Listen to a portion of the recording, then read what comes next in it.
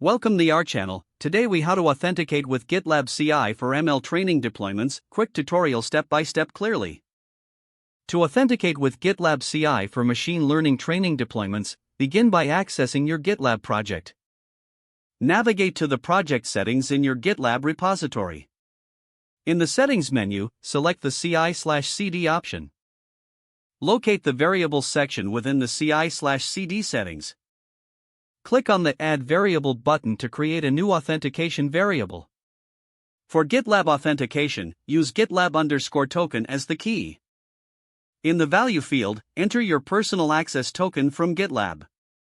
Ensure that Protect Variable option is checked if you want to restrict access to protected branches. Next, navigate to your .gitlabci.yml file in the project root. In this file, define a new job for your ML training deployment.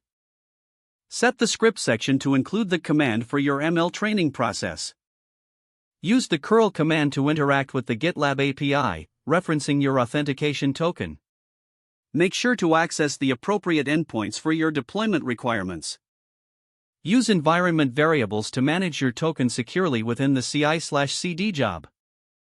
After setting up the job, validate your .gitlabci.yml for syntax errors. Commit and push your changes to the repository.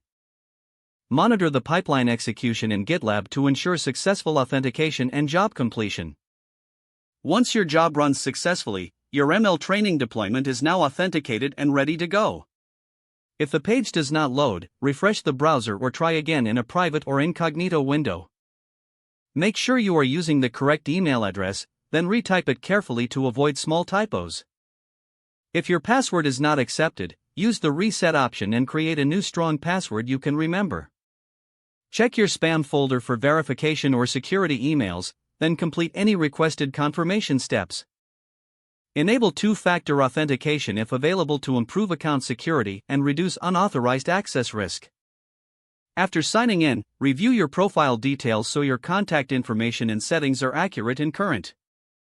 If you see an error message, note it down and try again after restarting your device and internet connection. Log out when you finish, especially on shared devices, to keep your account and payment information secure. If the page does not load, refresh the browser or try again in a private or incognito window. Make sure you are using the correct email address, then retype it carefully to avoid small typos. Don't forget to like this video and subscribe to our channel for more step-by-step tech guides.